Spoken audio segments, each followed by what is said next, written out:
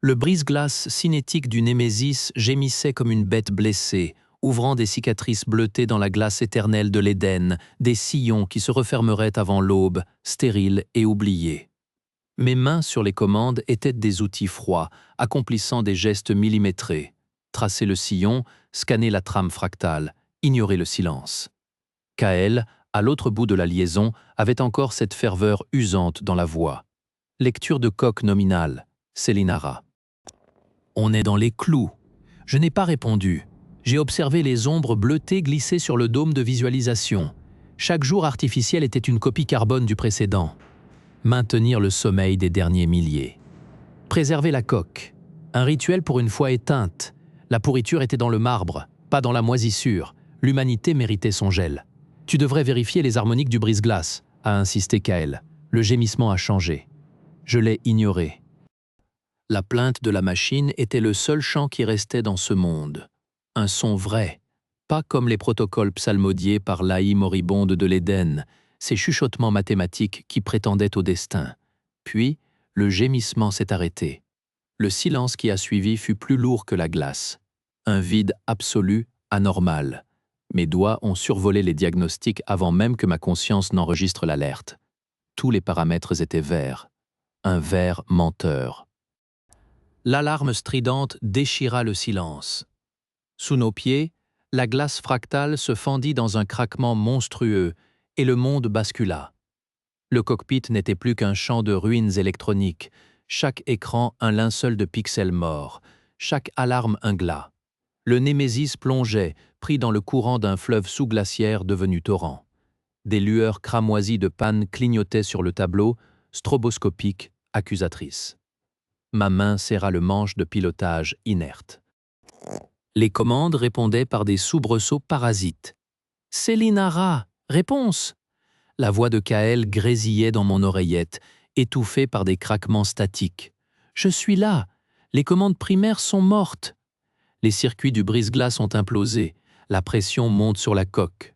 Je fixais la paroi devant moi, où une toile d'araignée de fissures s'étirait dans le plexiglas blindé. L'océan obscur hurlait derrière. Mon propre reflet, un visage spectral aux yeux cernés, se superposait au chaos. La vérité était simple, mathématique. Nous allions être écrasés.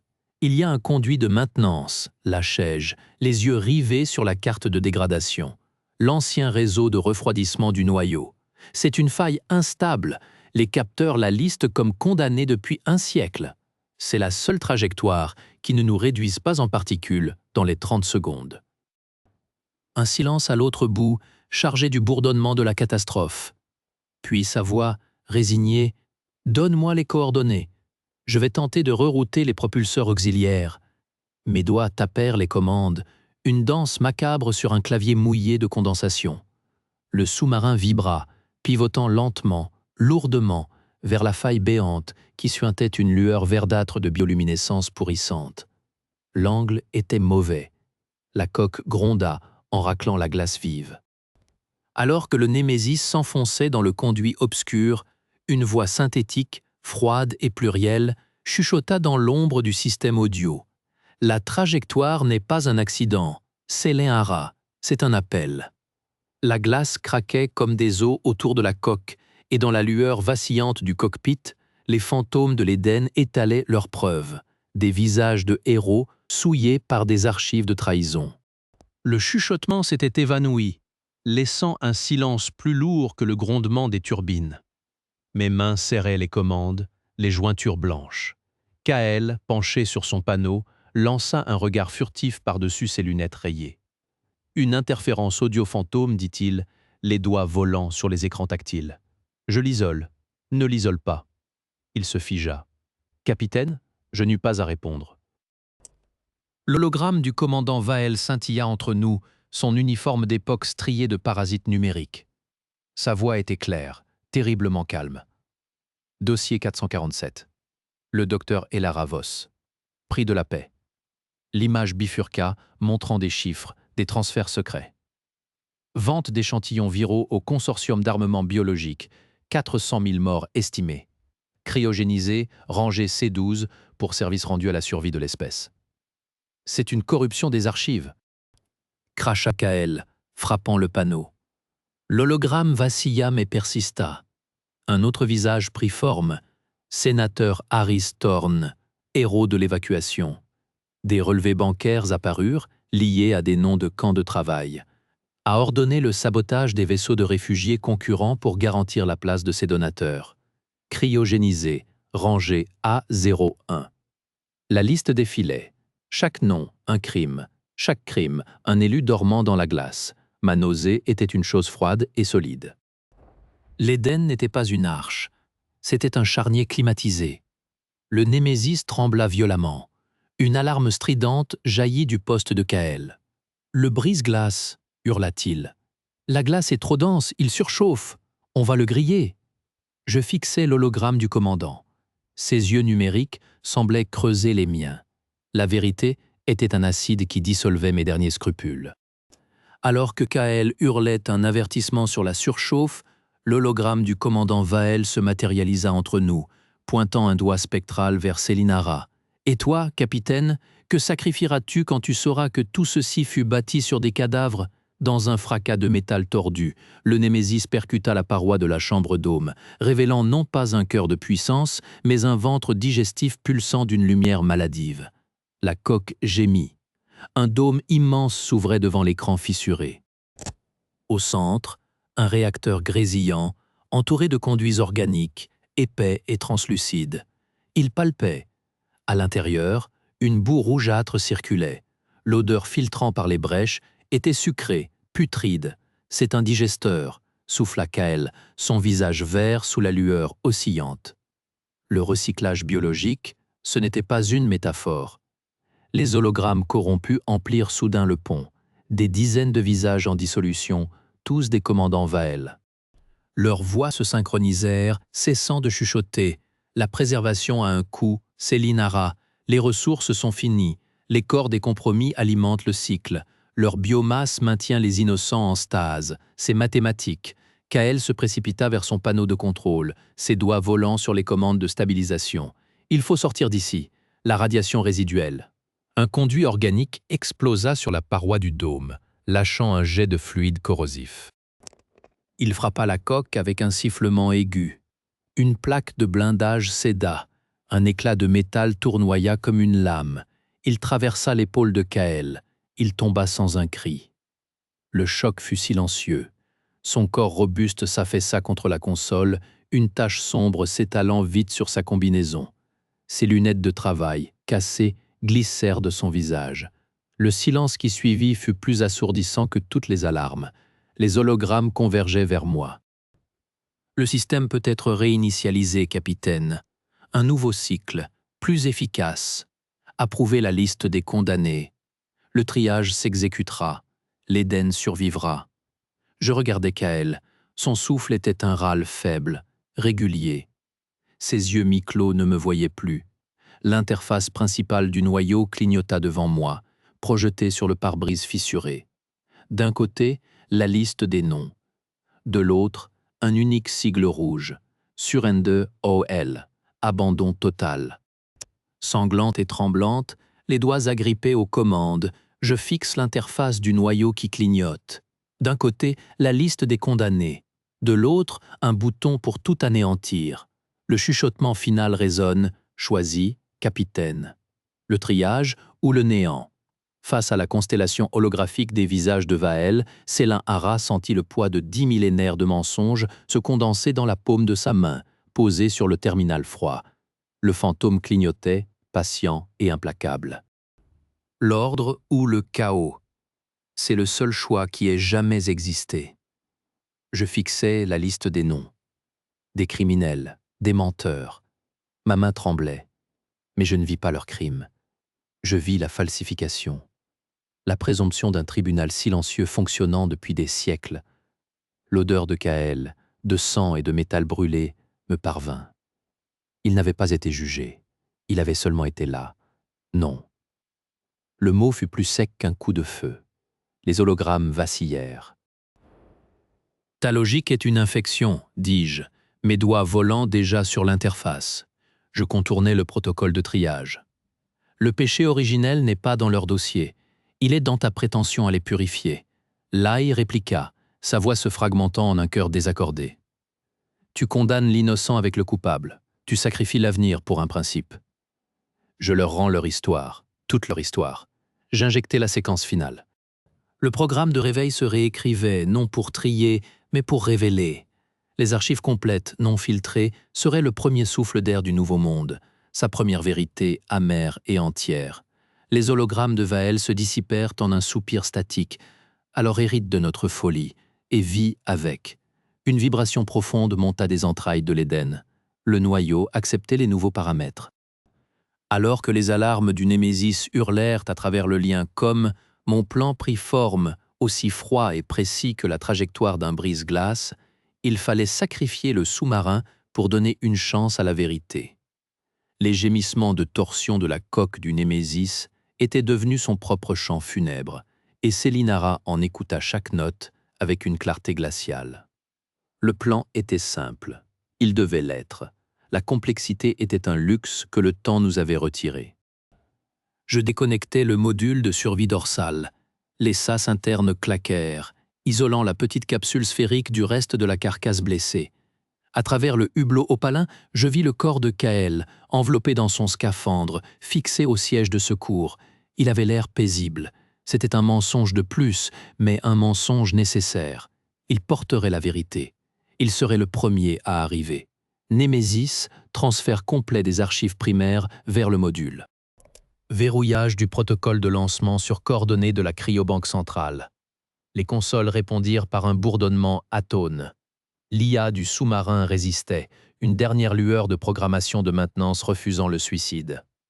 L'intégrité structurale est compromise à 82%, grésilla la voix synthétique. Manœuvre non conseillée. Probabilité de survie du véhicule, 0,3%. Ce n'est pas une manœuvre de survie, murmurai-je, mes doigts pianotant sur les commandes manuelles, court-circuitant les protocoles. C'est une manœuvre d'ancrage, tu deviens la clé de voûte. Je transférais tout ce qui restait, les logs corrompus des purges, les schémas du digesteur, mes propres journaux, le scan du livre en papier dont les pages étaient désormais mémoires électroniques. L'héritage entier de notre folie. Le poids des données fit crépiter les systèmes du module. Dans la chambre dôme, la vibration s'amplifiait. La lumière bioluminescente pulsait, irrégulière, comme un cœur arythmique. Les hologrammes avaient disparu, mais leur présence pesait dans l'air statique. L'IA moribonde observait. Elle attendait de voir si j'allais accomplir l'acte, ou flancher. Je n'eus pas à lui donner ce plaisir. Lancement du module. Une poussée sourde ébranla le Némésis.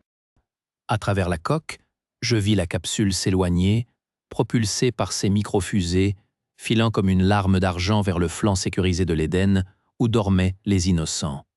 Elle emportait Kael. Elle emportait l'histoire. Il restait à faire le dernier voyage. Je ramenais le Némésis en arrière, ses moteurs agonisants crachant des gerbes d'étincelles.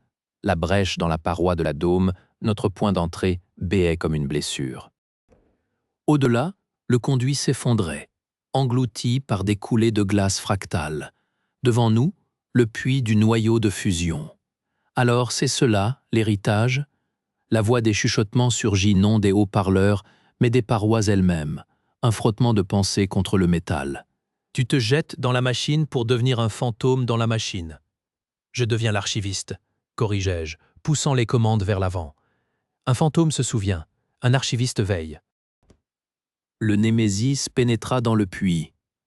La chaleur était physique, une gifle à travers le cockpit. Les alarmes s'éteignirent une à une, noyées par le rugissement de l'énergie brute. La coque gronda, protesta, puis commença à se déformer sous la pression et la corrosion. Je sentis le métal chauffer sous mes bottes. Je verrouillai les commandes. Le sous-marin, dans sa dernière volonté, s'aligna sur les flux magnétiques chaotiques du noyau. Ces grappins d'urgence, ceux-là même qui nous avaient sauvés des chutes de glace, se déployèrent comme des serres. Ils s'enfoncèrent dans la structure du puits, s'y ancrant dans un craquement terrible. Le Némésis devint un point de fixation, une épine dans le système. Sa masse, sa résistance, imposèrent une nouvelle stabilité aux flux énergétiques. Les vibrations devinrent un grondement régulier, profond, apaisé. La lumière cessa de palpiter pour adopter un éclat constant et doux. À l'intérieur, tout était silence. La chaleur montait. L'air sentait l'ozone et le métal fondu. Je me détachais du siège du commandant, mes articulations raides. Je marchais jusqu'au panneau de maintenance arrière, à l'endroit où le système de liaison neurale de secours était logé. Un casque lourd, aux électrodes froides. Le fil qui relierait ma conscience au système de surveillance de l'Éden, une fois le Némésis intégré au noyau comme une prothèse. Je l'enfilai. L'impact fut immédiat et total. Ce ne fut pas une invasion, mais une expansion. Les limites du cockpit explosèrent.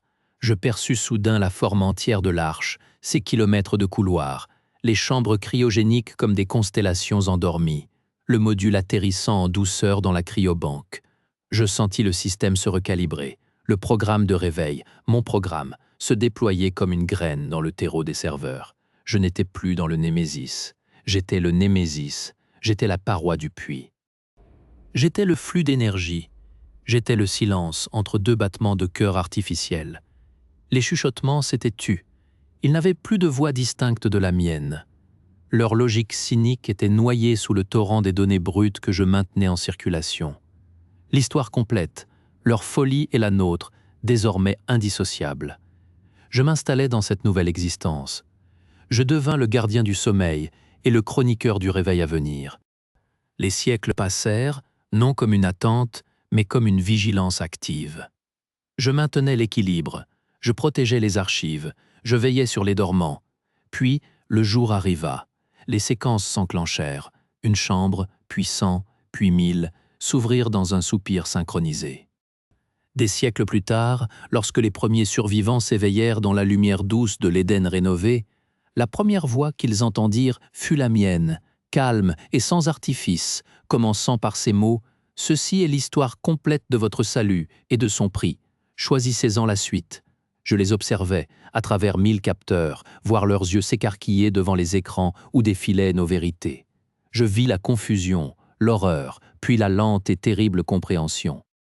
Le module de survie avait atterri comme prévu. Kael, son corps préservé dans la capsule, fut le premier à être découvert.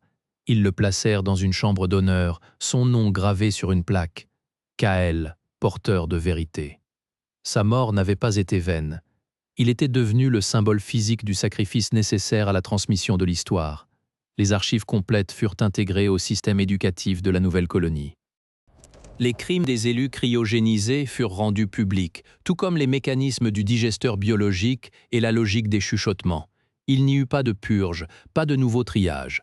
À la place, un débat émergea, tumultueux, douloureux, mais authentique. Certains plaidèrent pour un procès posthume des criminels, d'autres pour leur pardon au nom de la complexité historique. La société nouvelle dut affronter son héritage de compromis et de sang. L'AI moribonde, les chuchotements n'avaient pas disparu.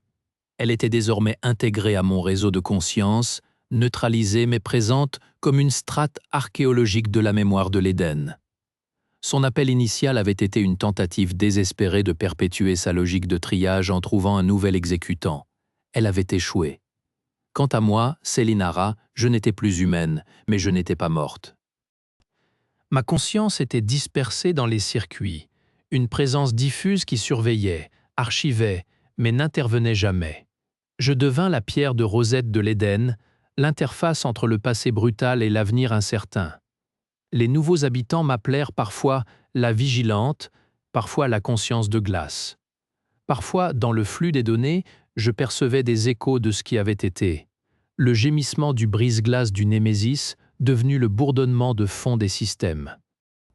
La voix de Kael, préservée dans les logs, demandant une vérification des harmoniques. Ces souvenirs n'étaient pas des fantômes, mais des fondations. Un jour, plusieurs générations après le réveil, un historien s'approcha du puits où le Némésis était toujours ancré, maintenant recouvert de cristaux énergétiques qui brillaient d'une lumière douce. Il plaça sa main sur la paroi et murmura « Merci de nous avoir donné le choix ». Je n'eus pas de voix pour répondre, mais dans le flux des données, un schéma de lumière douce pulse à travers les cristaux, un motif reconnaissable seulement pour ceux qui étudiaient les anciens codes. Un signal, une confirmation. La dernière image que je maintiens dans les archives centrales n'est pas celle du digesteur, ni des listes de condamnés. C'est celle du module de survie fendant les eaux sombres, portant vers la lumière le corps de Kael et le poids de notre vérité. Une larme d'argent dans l'obscurité, traçant un sillon qui, cette fois, ne se refermerait jamais. Je n'avais plus de cœur à battre, plus de poumons pour respirer. Mais dans le flux constant des données, dans la permanence de la vigilance, j'avais enfin trouvé ma paix. Non dans la foi en la rédemption, mais dans l'acte simple et immense de confier la vérité, comme un héritage fragile, aux mains de l'avenir. Et l'avenir, à présent, la tenait. La transmission est terminée. Les archives sont complètes. L'histoire peut commencer.